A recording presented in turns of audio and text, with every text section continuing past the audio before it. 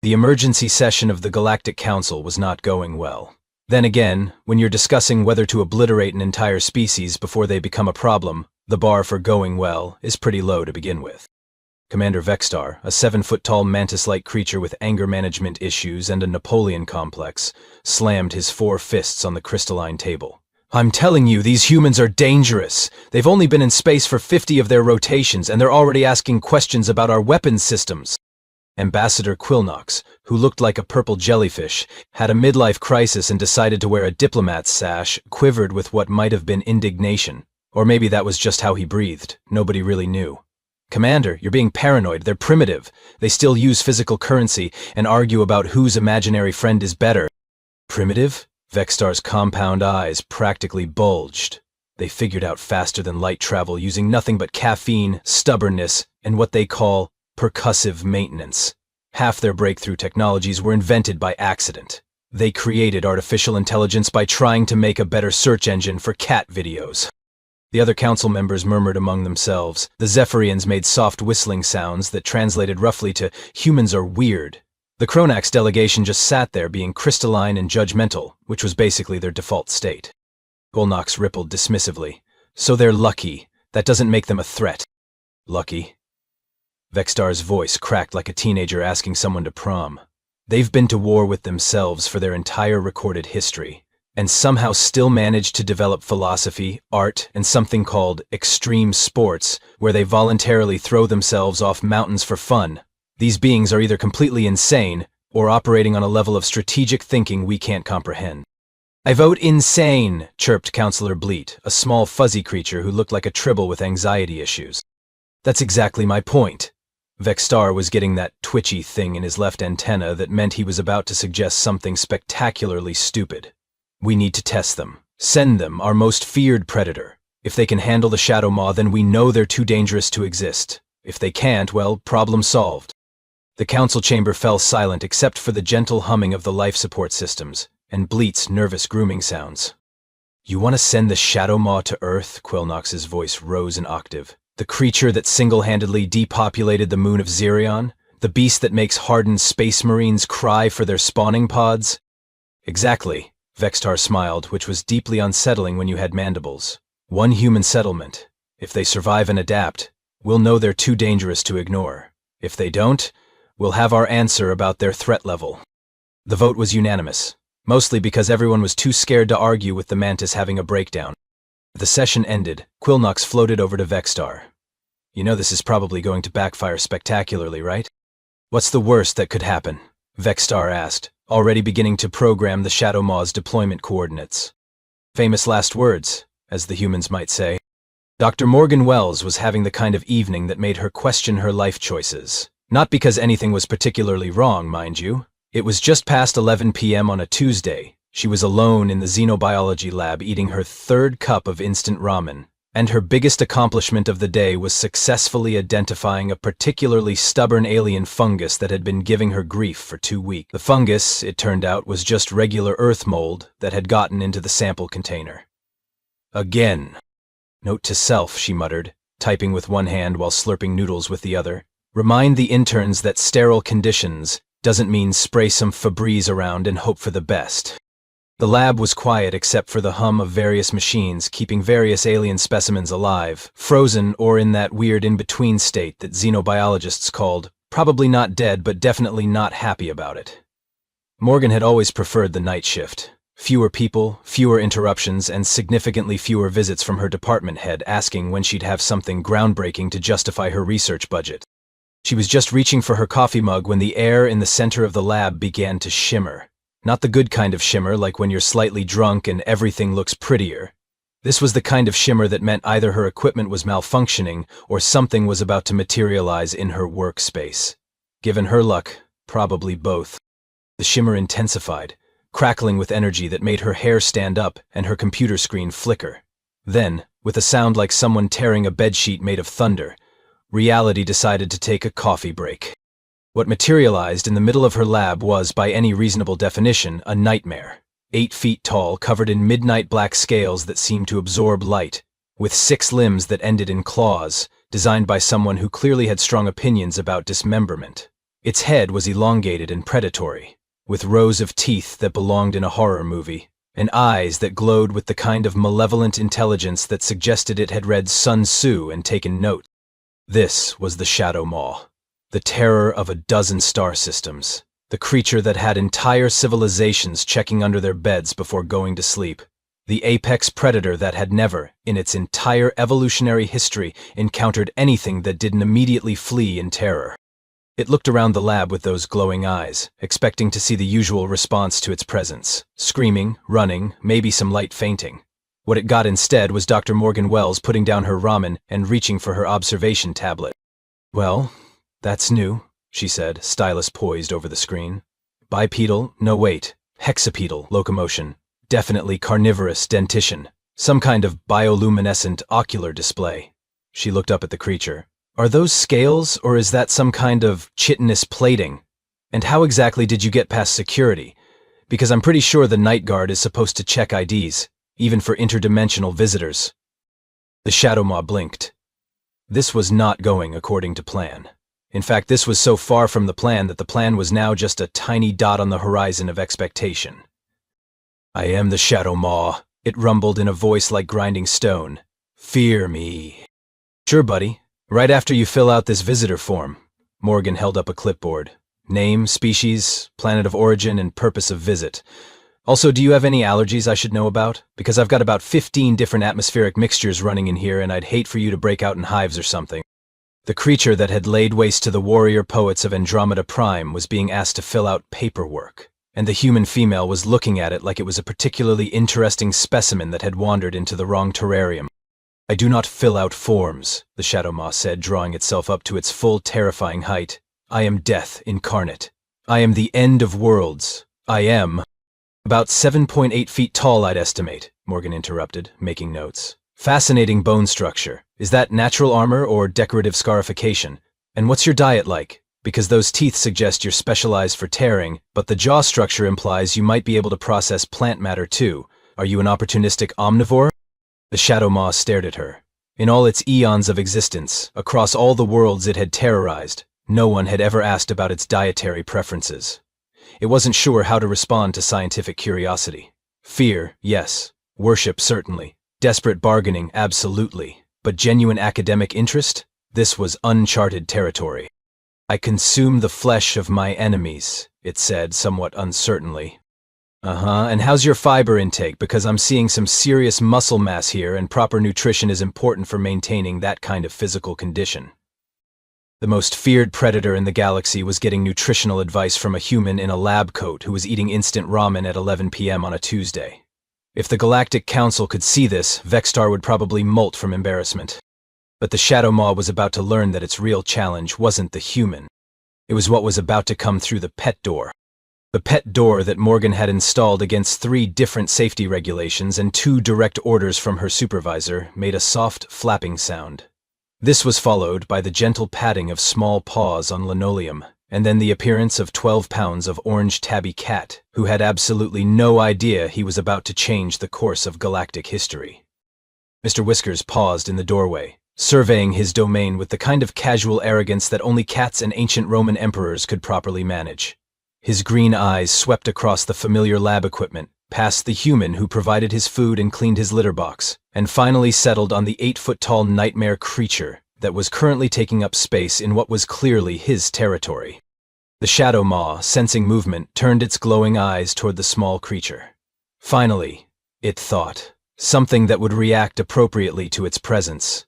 Small prey animals always had the proper response to apex predators: fear, flight, or freezing in terror. This was going to be refreshing after the human's bizarre behavior. Mr. Whiskers looked at the Shadow Maw. The Shadow Maw looked at Mr. Whiskers. The universe held its breath. Then Mr. Whiskers did something that would be talked about in xenobiology circles for decades to come. He sat down, wrapped his tail around his paws, and began to groom himself with the kind of deliberate indifference that suggested the galactic terror was about as threatening as a particularly large houseplant. "Oh, that's Mr. Whiskers," Morgan said without looking up from her notes. "He's not supposed to be in here, but he's got separation anxiety, and frankly, he's better company than most of my colleagues. Mr. Whiskers, this is... sorry, What did you say your name was? I am the Shadow Maw, the creature repeated, but its voice had lost some of its thunderous confidence. The small orange thing was completely ignoring it. This had never happened before. Mr. Whiskers finished grooming his paw and looked up at the Shadow Maw with the expression cats reserve for things that are mildly interesting but not quite worth getting up for. It was a look that said, "You exist. I acknowledge this fact, but I am not impressed." The Shadow Maw took a step forward, its claws clicking on the lab floor. Surely this would trigger some kind of response, maybe a hiss, or that arcing back thing that small mammals did when they felt threatened. Mr. Whiskers yawned. He's not much of a conversationalist, Morgan explained, still scribbling notes. But he's an excellent judge of character. If he's not running away screaming, you're probably not as dangerous as you think you are. The Shadow Maw's eyes narrowed. It had conquered worlds. It had made entire species extinct. It had literally been worshipped as a death god by the Xerion Collective. And this orange fluff ball was treating it like furniture. I have slain thousands, the Shadow Maw growled, lowering its head to Mr. Whiskers' level. I have drunk the blood of champions. I have... Mr. Whiskers stood up, stretched with the kind of elaborate casualness that cats use to show they're not intimidated by anything, and then did something that would haunt the Shadow Maw's dreams for years to come. He walked directly toward the 8-foot-tall apex predator, rubbed against its lower leg like it was a particularly satisfying scratching post, and began to purr. The Shadow Maw froze. This was not in any of its behavioral programming. Prey animals didn't snuggle. They certainly didn't make those weird vibrating sounds that seemed to indicate contentment. And they definitely didn't start kneading their claws against its armored hide like it was some kind of oversized cushion. "Oh, he likes you," Morgan said, looking up from her tablet. "That's unusual. He normally hates everyone except me and the guy who delivers the lab supplies. You must have a very calming presence." Calming, the Shadow Maw, destroyer of worlds, had been described as calming by a human, while a small orange creature was using it as a mobile scratching post. Mr. Whiskers, having determined that the large dark thing was acceptable, decided to escalate the situation. He began that peculiar cat behavior known as making biscuits, kneading his paws against the Shadow Maw's leg while purring loud enough to be heard over the lab's ventilation system. The Shadow Maw looked down at the cat, then at Morgan, then back at the cat.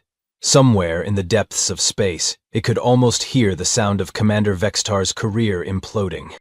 Does it do this to all large predators?" the Shadow Maw asked, its voice now carrying a note of genuine confusion. "Only the ones he likes," Morgan replied cheerfully. "Congratulations, you've been approved by the most discriminating creature on Earth. That's actually quite an honor.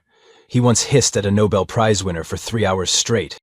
The Shadow Maw, terror of the galaxy, looked down at Mr. Whiskers, who had now progressed to headbutting its leg with the kind of enthusiasm usually reserved for catnip, or particularly good tuna.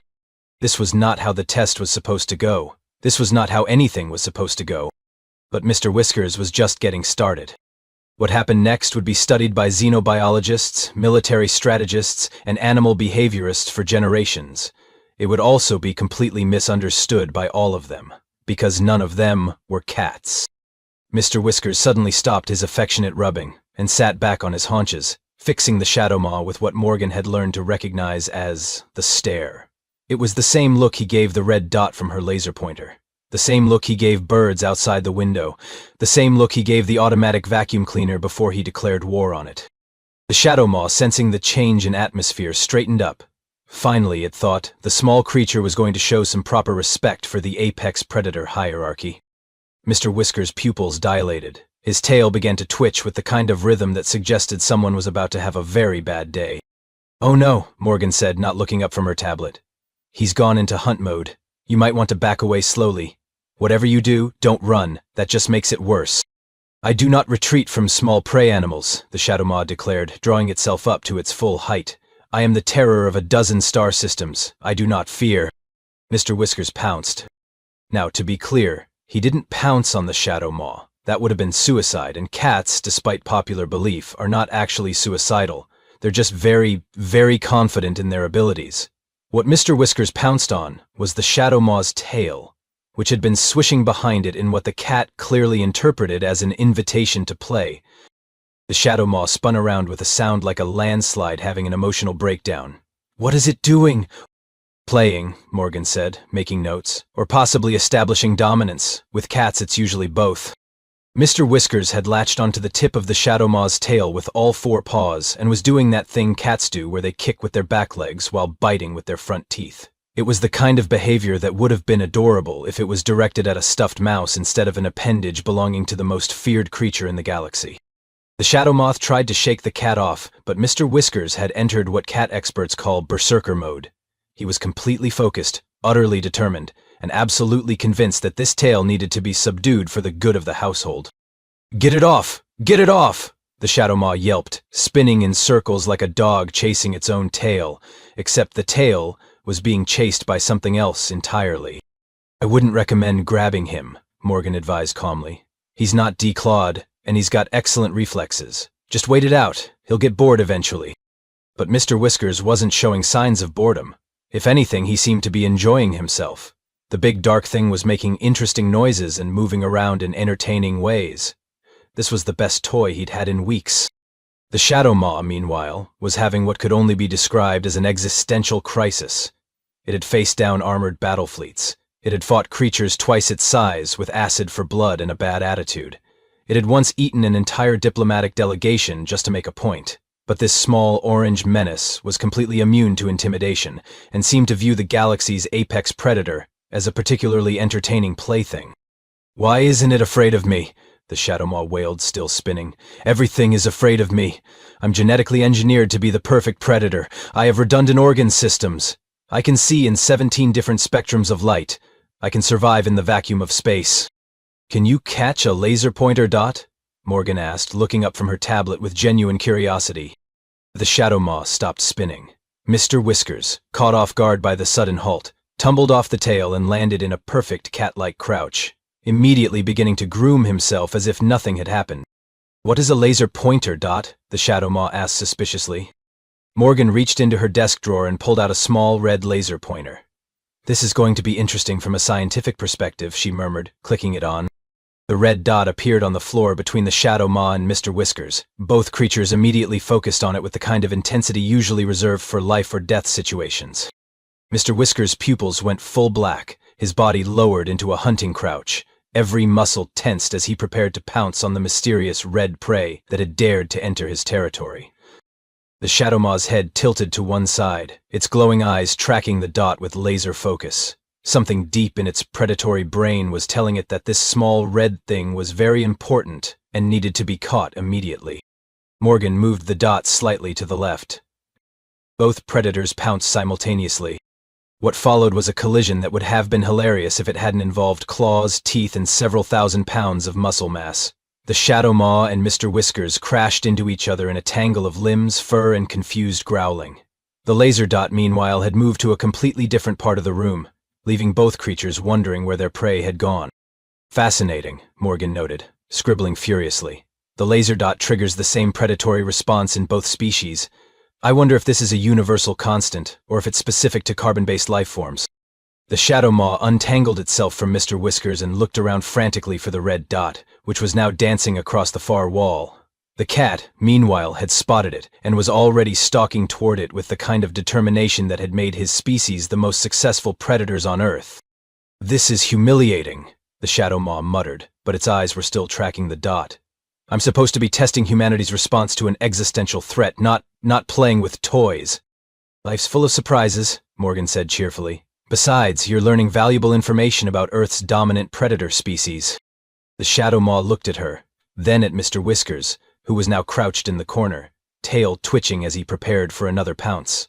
"That small, orange creature is your dominant predator?"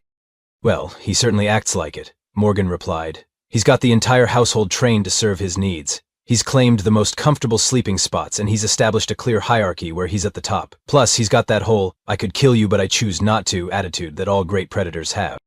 The Shadow Maw considered this information. In the corner, Mr. Whiskers was demonstrating his hunting prowess by attacking the laser dot with a combination of stealth, speed, and complete disregard for his own safety. Maybe, the Shadow Maw thought, it was time to reconsider its understanding of what made something truly dangerous.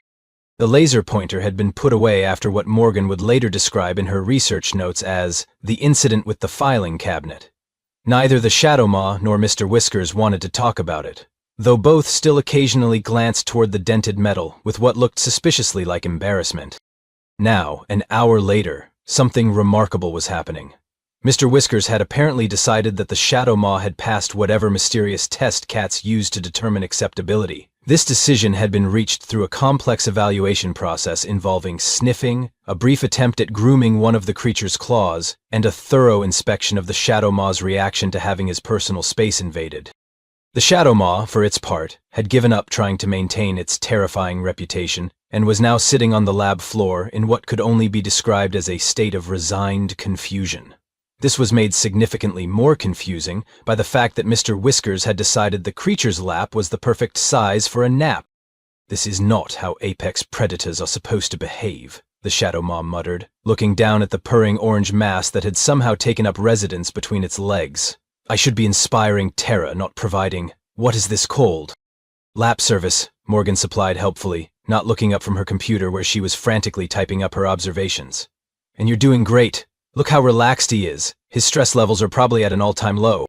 The Shadow Maw's stress levels, however, were doing something entirely different. Every time the cat shifted position or made that weird rumbling sound, the creature's heart rate spiked. Not because it was afraid of the cat, exactly, but because it was becoming increasingly clear that it was completely out of its depth. "He's so small," the Shadow Maw said, almost to itself. "How is something so small, so confident?" "Oh, that's just cats," Morgan replied, finally looking up from her screen. "They're basically tiny lions who've convinced themselves they're still in charge of the pride. Mr. Whiskers there probably thinks he's doing you a favor by letting you exist in his lab." Meanwhile, in the depths of space, the Galactic Council's monitoring station was having what could politely be called a complete meltdown. "The biometric readings don't make sense," squeaked Junior Technician Pip, a small blue creature who looked like a stressed-out Smurf. "The Shadow Maw's cortisol levels are off the charts, but its adrenaline is normal. Its heart rate keeps spiking, but there's no indication of combat or flight response." Commander Vexstar leaned over the monitoring equipment, his compound eyes reflecting the chaotic readouts. "What about the humans? Are they mounting a defense, calling for backup, evacuating the area?" "Sir, the human appears to be taking notes. Her stress levels are actually lower than baseline. She's consumed 3 cups of a stimulant beverage, and appears to be having what our translation matrix identifies as a really good night at work." Ambassador Quillnox rippled with agitation. "This makes no sense. The Shadow Maw is the ultimate predator. It should have eliminated the human threat within minutes of materialization. What's taking so long?" "Sir," Pip said, his voice climbing to a pitch that made nearby equipment vibrate, "I think you need to see this." The main screen flickered to life, showing the interior of the lab. There was Dr. Morgan Wells, calmly typing at her computer. There was the Shadow Maw, sitting on the floor like a particularly large and dangerous pet. And there, curled up in the space between the creature's legs, was Mr. Whiskers, fast asleep and purring loud enough to be picked up by the monitoring equipment. The command center fell silent except for the sound of Pip's nervous grooming and the gentle hum of electronics trying to process readings that shouldn't exist. "Is the Shadow Maw being used as furniture?" Vexstar asked, his voice barely above a whisper. "It appears so, sir. The small orange creature seems to have claimed the Shadow Maw as territory. Our behavioral analysis subroutines keep crashing when they try to process this interaction." Quillnox floated closer to the screen, his jellyfish-like form pulsing with what might have been disbelief. "What is that orange thing? Some kind of Earth weapon? A biological defense system?" "According to our database, it's classified as a domestic companion animal," Pip reported, his voice now reaching frequencies that only dolphins could properly appreciate. "Average weight 12 pounds. Primary activities include sleeping, eating, and something called knocking stuff off tables. Threat level assessed as minimal to houseplants." "A 12-pound pet," Vexstar said slowly, "has somehow neutralized our ultimate weapon." "Sir, it gets worse. The Shadow Maw just tried to move, and the orange creature made a sound that our translation matrix can't identify. The Shadow Maw immediately stopped moving and appears to be apologizing." On the screen, the Shadow Maw was indeed making soft, placating noises toward Mr. Whiskers, who had opened one eye to express his displeasure at being disturbed. The eye closed again, the purring resumed, and the galaxy's most feared predator went back to serving as a cat bed. "They've weaponized cuteness," Quillinox whispered.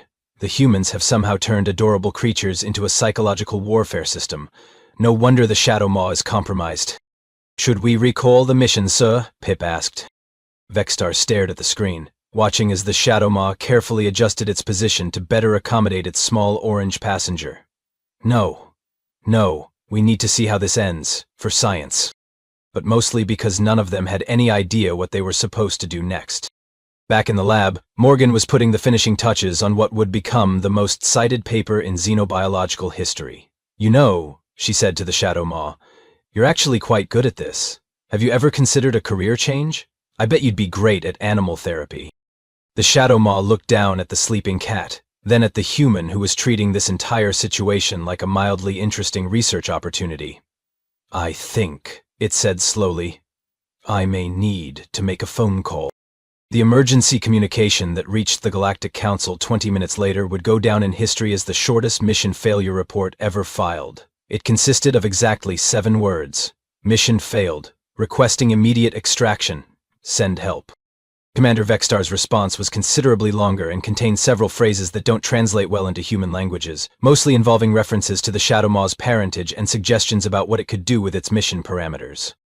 You're telling me, Vexstar said, his voice climbing to frequencies that made nearby equipment start smoking, that you've been defeated by a household pet? The Shadow Maw's response came through the communication array with what sounded suspiciously like a purr in the background. Commander, I need you to understand something. This creature isn't just a pet. It's a tactical genius. It analyzed my behavior patterns, identified my weaknesses, and then systematically dismantled my psychological defenses using a combination of indifference, physical contact, and something called making biscuits that I still don't fully understand. It's 12 pounds. Size is irrelevant. This organism has somehow convinced me that providing it with a warm sleeping surface is not only acceptable but actually an honor.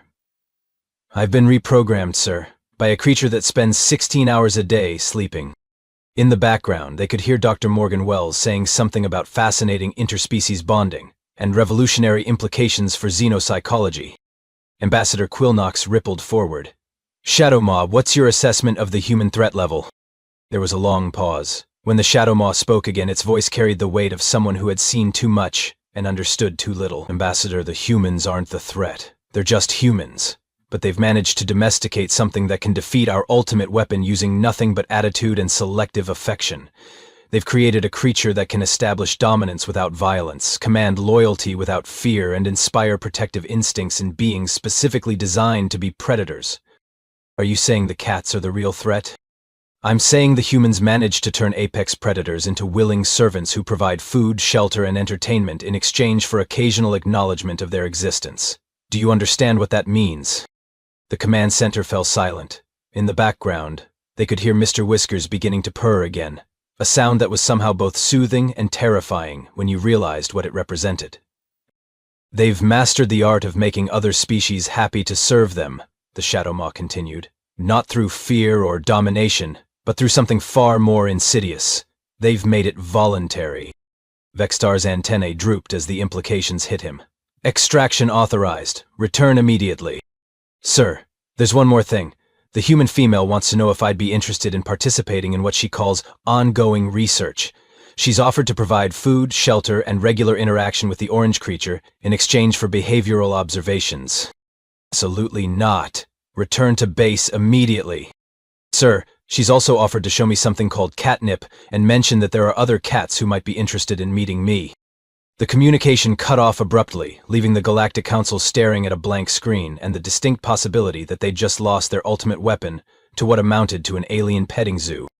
3 hours later, the emergency session of the Galactic Council reached a unanimous decision. The official record would later state that humanity had demonstrated sufficient defensive capabilities to warrant immediate recognition as a Class A galactic civilization, with full membership privileges and a seat on the High Council. The unofficial record, sealed for 1,000 years, simply read, "They've weaponized cuteness. We surrender." Back in the lab, Dr. Morgan Wells was having the best night of her career. Not only had she made first contact with an alien species, but she'd also managed to complete her research on interspecies behavioral adaptation and secure funding for the next 5 years. Mr. Whiskers, meanwhile, had acquired a new favorite napping spot and a research partner who was very good at staying still for extended periods. The Shadow Maw, now officially classified as a visiting research fellow, was beginning to understand why the humans had been so successful as a species. They didn't conquer through force or intimidation. They simply made other species want to stick around. "You know," Morgan said, scratching behind Mr. Whisker's ears while he purred contentedly on his new favorite alien, "I think this is the beginning of a beautiful friendship." The Shadow Maw looked down at the small orange tyrant who had somehow convinced it that providing lap service was a privilege rather than a humiliation.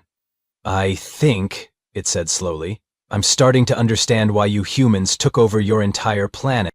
"We didn't take over anything," Morgan replied, grinning. "We just made everyone else comfortable enough to stick around. That's the real human superpower, not violence or technology or even stubbornness. We're just really, really good at making friends." And somewhere in the depths of space, the Galactic Council was learning that the most dangerous thing in the universe wasn't a weapon or a predator or even a particularly clever species. It was a house cat who had decided you were acceptable.